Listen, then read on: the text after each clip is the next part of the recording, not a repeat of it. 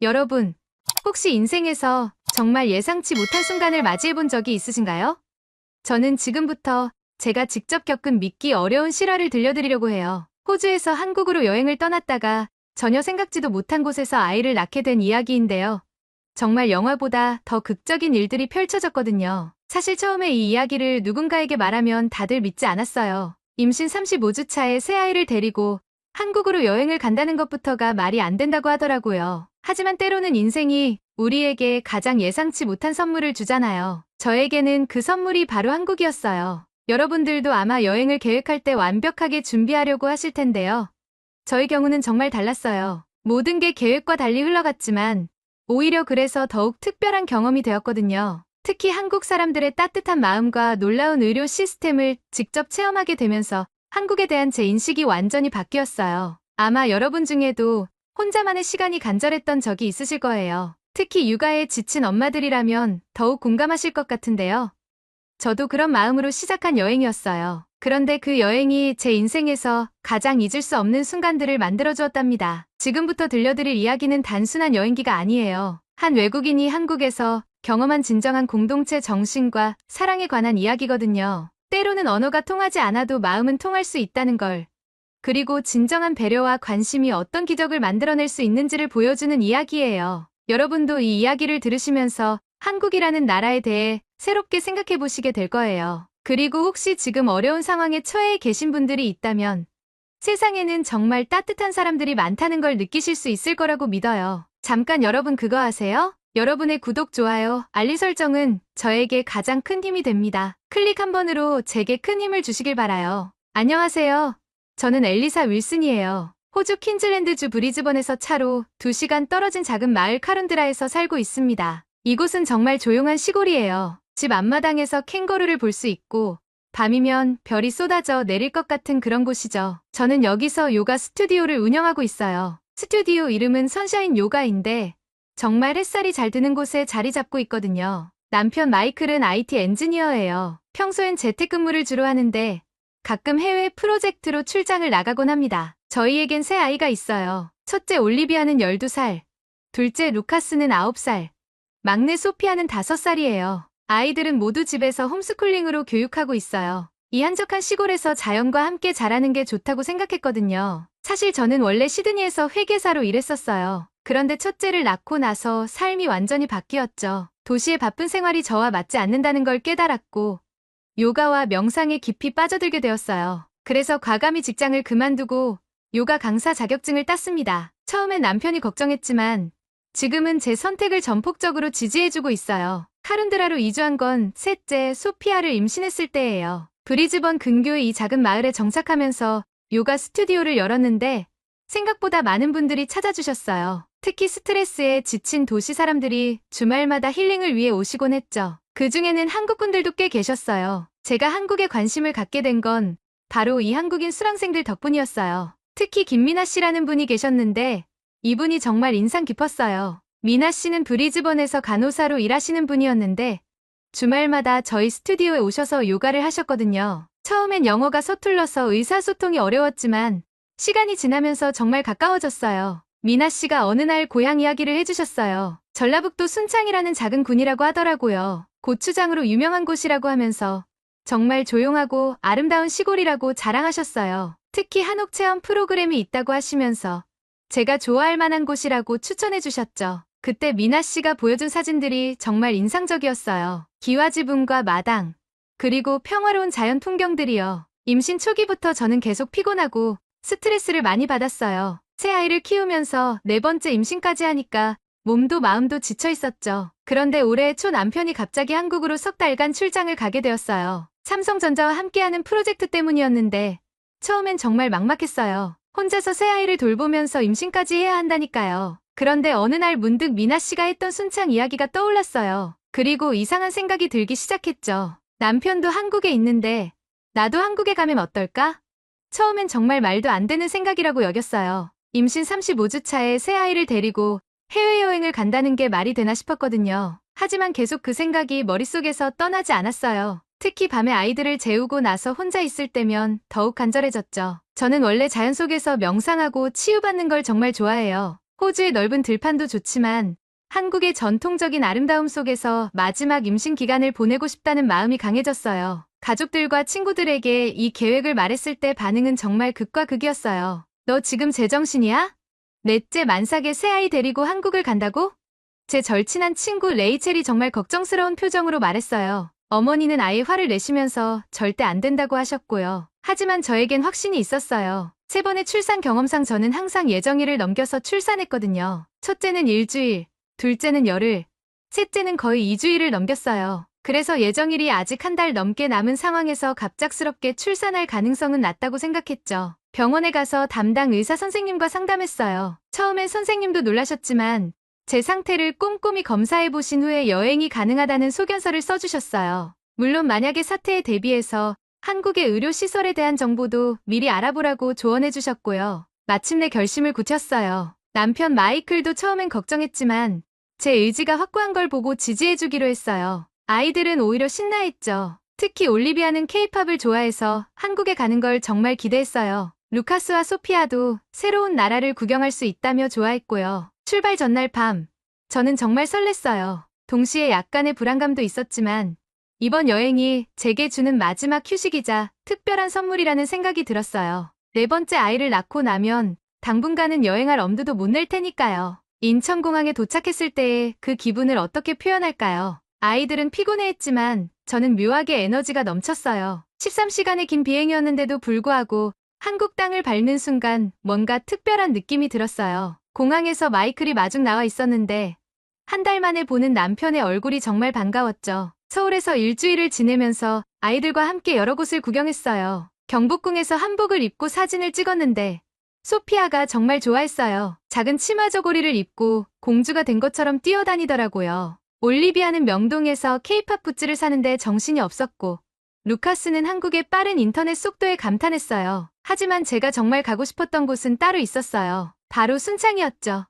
마이클은 주중에 일해야 했기 때문에 주말을 이용해서 혼자 가기로 했어요. 아이들은 남편과 함께 서울에 남겨두고요. 사실 가족들은 제가 혼자 가는 걸 조금 걱정했지만 저는 오히려 혼자만의 시간이 필요했어요. 금요일 오후에 서울역에서 기차를 탔어요. KTX를 타고 전주까지 간 다음 버스로 갈아타야 했는데 임신한 몸으로는 조금 힘들었지만 설렘이 더 컸어요. 전주에서 순창으로 가는 버스 안에서 바라본 전라도 시골 풍경이 정말 아름다웠어요. 논밭과 작은 마을들이 계속 이어졌는데 호주의 넓은 평원과는 또 다른 매력이 있었어요. 순창에 도착했을 때는 이미 저녁 시간이었어요. 미나 씨가 추천해준 한옥 체험 마을에 연락했더니 마을 이장님이 직접 마중 나와주셨어요. 60대 중반쯤 되어 보이는 친절한 분이었는데 영어는 잘 못하셨지만 정말 따뜻하게 맞아주셨어요. 번역 앱을 사용해서 대화했는데 오히려 그게 더 재미있었어요. 한옥에 들어서는 순간 정말 감탄했어요. 나무 냄새와 한지 냄새가 어우러진 그 향기.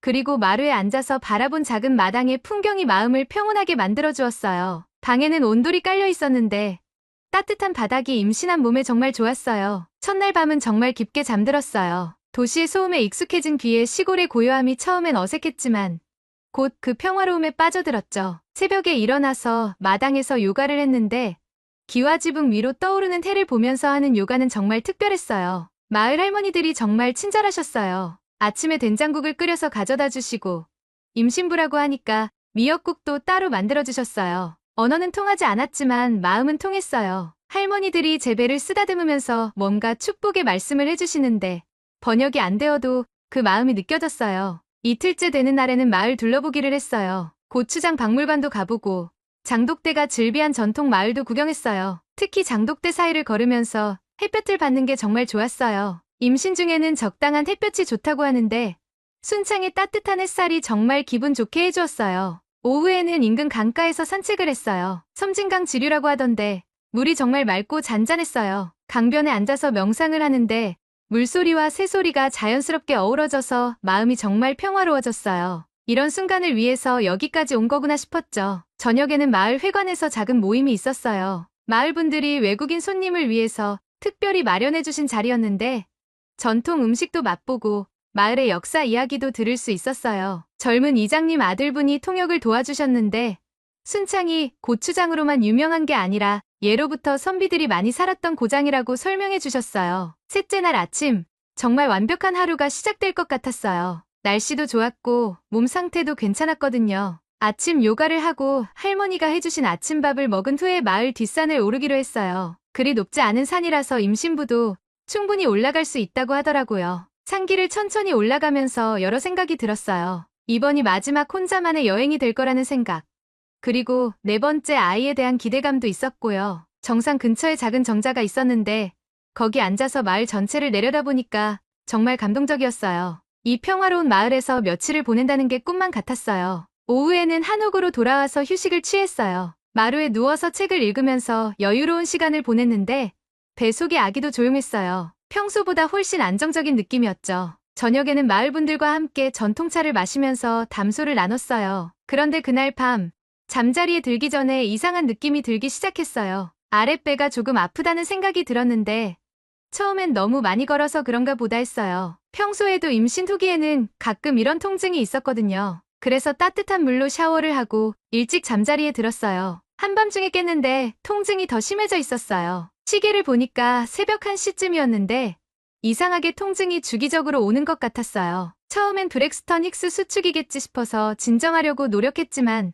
시간이 지날수록 통증의 간격이 짧아지고 있었어요. 이건 뭔가 다르다는 생각이 들었어요. 3번의 출산 경험이 있어서 진진통과 가진통을 구별할 수 있었는데 이건 분명히 진진통이었어요. 하지만 아직 예정일까지 한 달이나 남은 상황에서 이럴 리가 없다고 생각하며 스스로를 달랬어요. 새벽 2시가 넘어서야 더 이상 혼자 감당할 수 없다는 걸 깨달았어요. 통증이 10분 간격으로 규칙적으로 오고 있었고 강도도 점점 세져갔어요. 손이 떨리면서 한옥 숙소 주인분께 전화를 걸었어요. 다행히 숙소 바로 옆집에 사시는 분이어서 금방 오셨는데 제 상황을 보시더니 얼굴이 하얗게 변하셨어요. 말이 통하지 않는 상황에서 번역 앱을 켜고 필사적으로 설명했어요. 임신 35주 차라는 것, 진통이 시작된 것 같다는 것, 그리고 도움이 필요하다는 것을요. 숙소 주인분은 당황하시면서도 즉시 마을 이장님에게 연락하셨어요. 이런 비상사태에 대한 매뉴얼이 있으셨나 봐요. 놀랍게도 마을 이장님이 새벽 시간임에도 불구하고 10분 만에 도착하셨어요. 그리고 함께 온 분이 마을 보건지소 간호사님이었어요. 김현주 간호사님이라고 자기소개를 하시면서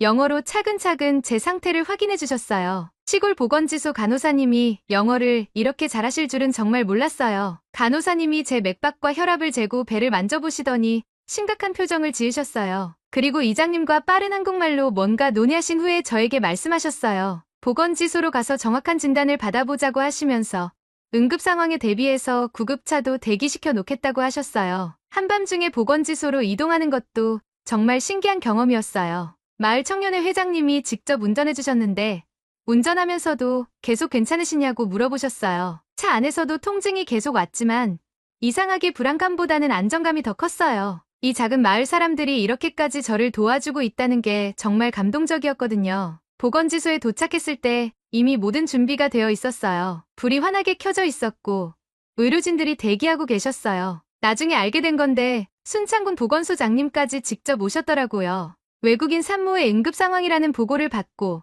모든 가용 인력을 동원하신 거였어요. 의료진들이 저를 진료대에 누이고 각종 검사를 시작했어요. 초음파 검사를 해보니 아기는 건강했지만 분명히 진진통이 맞다고 하셨어요. 자궁경부도 이미 상당히 열려있는 상태였고요. 보건소장님이 심각한 표정으로 말씀하시길 조산이지만 충분히 안전하게 분만할 수 있다고 하셨어요. 그런데 정말 놀라운 일이 벌어졌어요. 새벽 3시가 넘은 시간인데도 불구하고 마을 분들이 하나둘씩 보건지소로 모여들기 시작하신 거예요. 할머니들은 미역국을 끓여서 가져오시고 청년회에서는 혹시 모를 상황에 대비해서 응급 차량을 준비해 놓으셨어요. 이장님 부인분은 갓 태어날 아기를 위한 옷가지까지 준비해 오셨어요. 의료진들도 정말 놀라웠어요. 보건소장님이 직접 서울의 대학병원 산부인과와 영상통화를 연결해서 원격 진료를 받으셨어요. 화면 너머로 서울의 산부인과 전문의 선생님이 제 상태를 확인하시고 현지에서 충분히 안전하게 분만할 수 있다는 판단을 내려주셨어요. 한국의 의료 시스템이 이렇게 발달되어 있다는 걸 몸소 체험하게 되었죠. 통증이 점점 심해지면서 진짜 출산이 임박했다는 걸 느꼈어요. 간호사님들이 제 손을 잡고 계속 격려해 주셨는데 한 분은 호주에서 간호사로 일한 경험이 있으시다며 영어로 출산 호흡법을 지도해 주셨어요. 정말 전문적이고 체계적이었어요. 새벽 4시쯤 되니까 정말 본격적인 분만이 시작되었어요. 보건소장님이 직접 분만을 도와주셨는데 나중에 알고 보니 원래 대학병원 산부인과 전문이셨다가 고향인 순창으로 내려오신 분이셨어요. 그래서 이런 응급 상황에도 이렇게 전문적으로 대응할 수 있으셨던 거죠. 분만 과정에서 정말 많은 분들이 저를 응원해 주셨어요. 직접 분만실에 들어올 수는 없었지만 복도에서 계속 기다리면서 응원해 주셨어요. 한 할머니는 제가 힘들어할 때마다 옆에서 등을 쓸어주시면서 한국말로 뭔가 주문을 외우듯이 말씀해 주셨어요. 나중에 알고 보니 순산을 위한 전통 기원문이었다고 하더라고요. 가장 감동적이었던 건 마을 아이들까지 와서 응원해 준 거였어요. 새벽 시간인데도 불구하고 몇몇 가족들이 아이들까지 데리고 와서 기다려주고 계셨어요. 초등학생 정도 되어 보이는 한 아이가 직접 그린 그림을 간호사님을 통해 전해주기도 했어요.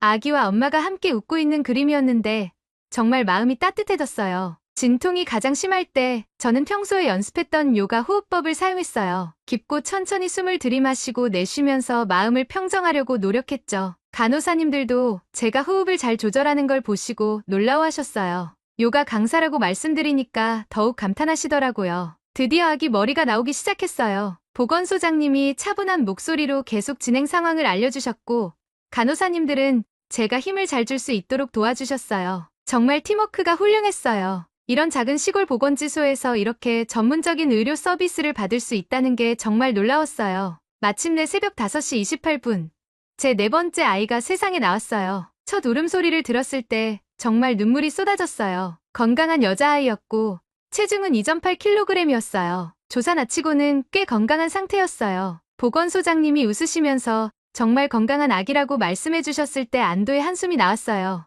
아기를 처음 품에 안았을 때의 그 감정은 정말 말로 표현할 수 없어요. 3번의 출산 경험이 있지만 이번만큼 특별했던 적은 없었던 것 같아요. 이 작은 한국 마을에서 이렇게 많은 사람들의 도움을 받아서 낳은 아이라는 게 정말 기적 같았어요. 복도에서 기다리고 계시던 마을분들이 아기 울음소리를 듣고 모두 환호성을 지르셨어요. 박수 소리와 축하 인사가 보건지소 전체에 울려 퍼졌어요. 마치 마을 전체가 하나의 큰 가족이 된 것 같은 느낌이었어요. 이런 경험은 정말 평생 잊을 수 없을 것 같아요. 간호사님이 아기를 깨끗하게 닦아주시고 첫 건강검진을 해주셨어요. 모든 수치가 정상이었고 조산아임에도 불구하고 정말 건강했어요. 그리고 이장님이 들어오셔서 말씀하시길 이 아이는 순창에서 태어난 특별한 아이라며 마을에서 이름을 지어주고 싶다고 하셨어요. 마을 이장님이 제안하신 이름은 정말 특별했어요. 하늘비라고 지어주셨는데 고요한 마을에 내린 하늘의 축복 같은 비라는 뜻이라고 설명해 주셨어요. 그 순간 정말 운명적이라는 생각이 들었어요. 제가 요가를 하면서 항상 자연의 에너지를 받으려고 했는데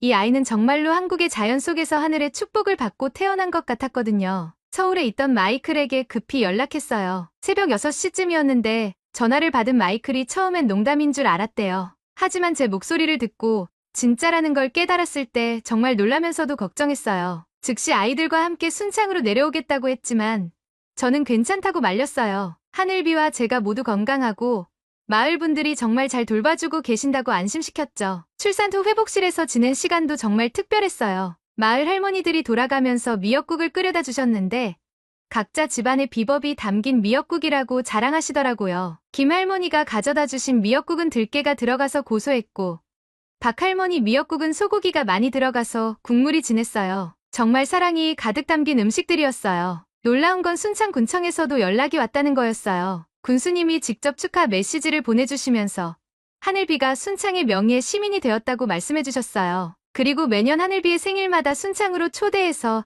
특별한 행사를 열어주겠다고 약속해 주셨어요. 정말 믿을 수 없는 일들이 계속 일어났어요. 이틀 후에 마이클과 아이들이 도착했어요. 올리비아, 루카스, 소피아가 새로운 동생을 보고 정말 좋아했어요. 특히 소피아는 이제 자기가 언니가 되었다며 하늘비를 정말 소중하게 안아주었어요. 아이들도 순창 마을분들의 따뜻함에 금방 마음을 열었어요. 언어는 통하지 않았지만 마음은 통했거든요. 마을에서는 하늘비의 출산을 축하하는 작은 잔치를 열어주셨어요. 마을 회관에 모든 주민들이 모여서 전통 음식을 나누어 먹으면서 축하해 주셨어요. 고추장 담그기 체험도 해보고 전통 놀이도 함께 했어요. 올리비아는 윷놀이에 푹 빠졌고 루카스는 제기차기를 배우는데 열심이었어요. 가장 감동적이었던 건 마을 분들이 하늘비를 위해 준비해주신 선물들이었어요. 이장님 부인분이 직접 떠서 만든 아기 모자와 양말, 할머니들이 정성껏 만든 전통 베네쩌 고리, 그리고 마을 청년회에서 준비한 아기 침대까지. 모든 게 정말 마음이 담긴 선물들이었어요. 일주일 정도 순창에 머물면서 회복했는데 그 시간이 정말 꿈만 같았어요. 매일 아침 한옥 마당에서 하늘비와 함께 햇볕을 쬐고 오후에는 마을분들과 함께 차를 마시면서 이런저런 이야기를 나누었어요. 언어의 장벽은 있었지만 마음의 소통은 완벽했어요. 특히 김현주 간호사님과는 정말 가까워졌어요. 간호사님이 매일 하늘비의 건강 상태를 체크해 주시면서 신생아 케어에 대해서도 많은 조언을 해주셨어요. 그리고 한국의 전통 육아법에 대해서도 알려주셨는데 정말 배울 점이 많았어요. 특히 아기와의 스킨십과 모유 수유에 대한 한국의 철학이 요가의 철학과 비슷한 부분이 많아서 놀랐어요. 서울로 돌아가기 전날 밤, 마을분들이 작별 인사를 하러 오셨어요. 이장님이 말씀하시길 하늘비는 이제 순창의 딸이니까 언제든지 돌아와도 된다고 하셨어요. 그리고 하늘비가 자라서 한국어를 배우고 싶어하면 마을에서 가르쳐주겠다고 약속해주셨어요.